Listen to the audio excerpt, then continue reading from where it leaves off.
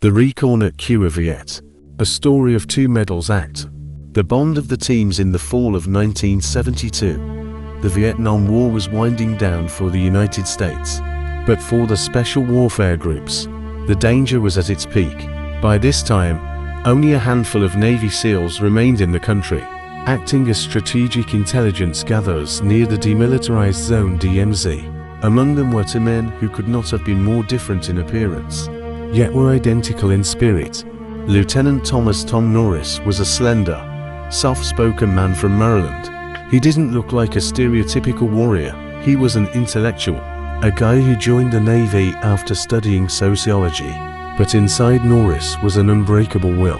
Just months earlier, he had successfully rescued two downed American pilots deep in enemy territory, a feat for which he had been secretly nominated for the Medal of Honor.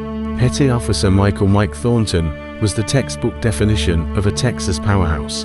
Broad-shouldered, exceptionally strong, and fiercely loyal, Thornton was a veteran operator who lived by a simple, unwritten creed: you never leave a teammate behind. Period.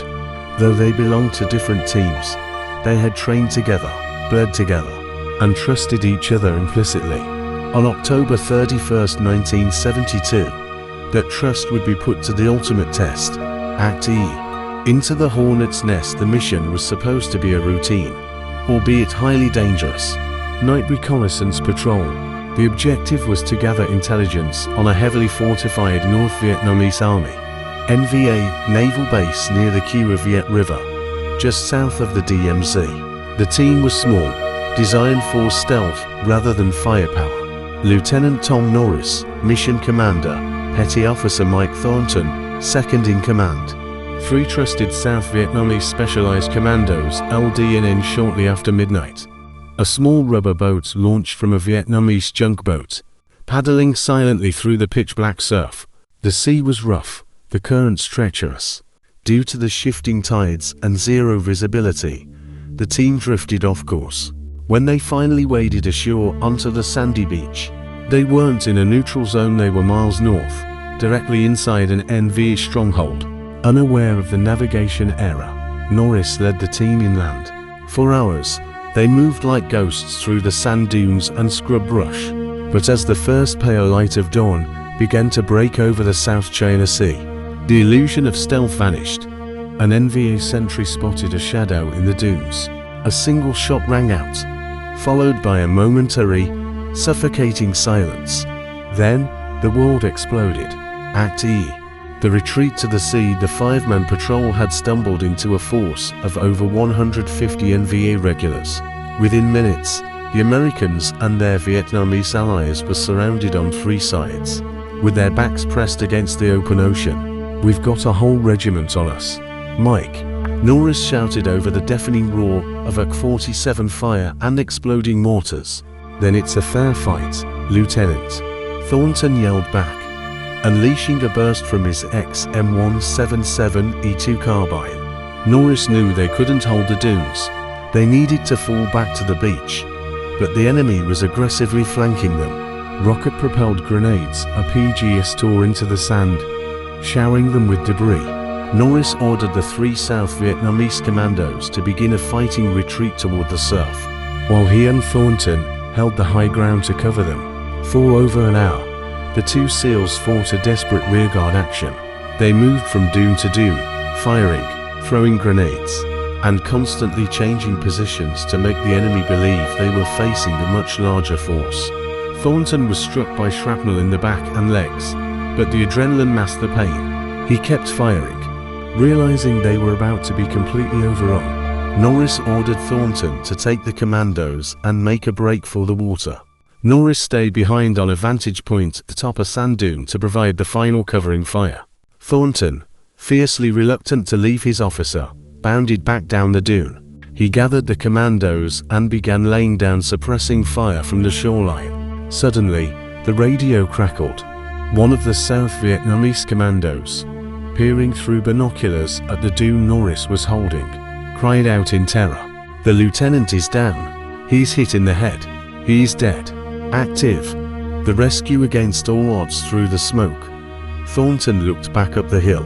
The NVA soldiers, seeing the lone American officer fall, were already rushing the dune to capture the body or finish him off.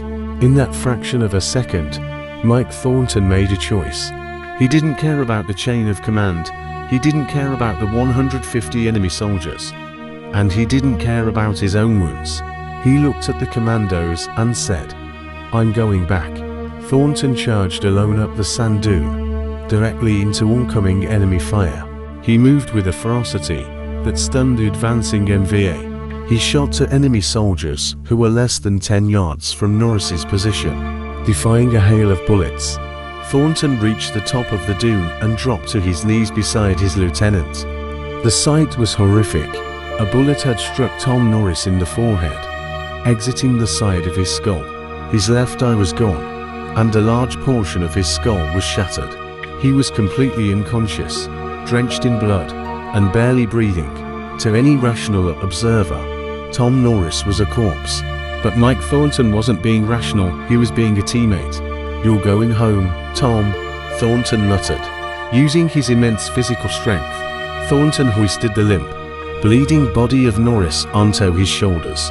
Carrying a fully geared man up a sand dune under normal circumstances is exhausting. Doing it while being shot at by an entire company of infantry is nearly impossible. Thornton sprinted down the reverse slope of the dune.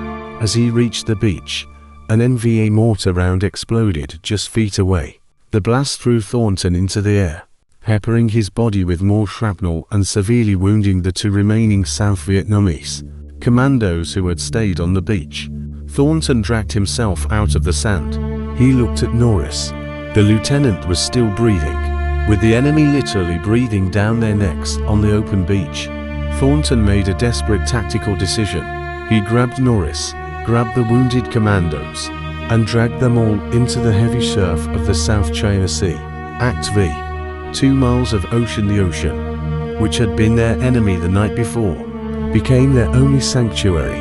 Thornton inflated Norris's life jacket, keeping the lieutenant's shattered head above the saltwater. The NVA soldiers ran down to the water's edge, firing wildly into the surf.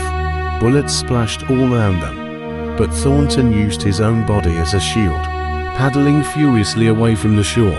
For the next 3 hours, Mike Thornton swam. He had shrapnel wounds in his back, his legs were bleeding, and he was towing a dying officer and a wounded commando through rough, open ocean water. His muscles burned with an unbearable fatigue, and hypothermia began to set in. Yet, he refused to let go of Norris's vest. Every stroke was driven by pure, unadulterated willpower. Finally, after swimming for over 2 miles parallel to the coast, Thornton saw a beautiful sight, the silhouette of a U.S. Navy rescue boat. When the crew pulled them aboard, they were horrified by the state of the men.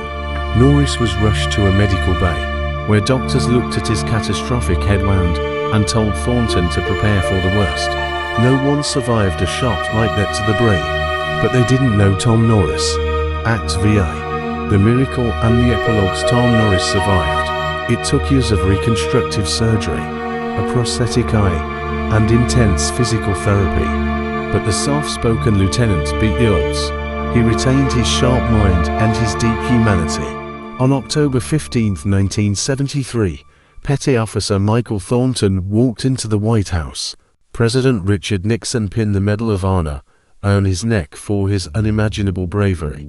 On that Vietnamese beach, standing in the audience, watching his teammate receive the nation's highest honor, was a man with a patch over his left eye, Tom Norris. 3 years later, in 1976, the paperwork for Norris's previous rescue mission was finally cleared through the Pentagon. President Gerald Ford pinned the Medal of Honor around Tom Norris's neck. Standing in the audience that day, smiling with immense pride, was Mike Thornton. This event marked a truly unique moment in American military history. Michael Thornton became the first Medal of Honor recipient in over a century to receive the medal for saving the life of another Medal of Honor recipient. The 2 men remained best friends for the rest of their lives. Whenever they were asked about that fateful day in 1972, Thornton would dismiss the idea that he was a superhero. He would look at his friend Tom and say the exact same thing. I didn't do anything special. Tom would have done the exact same thing for me. That's just what teammates do.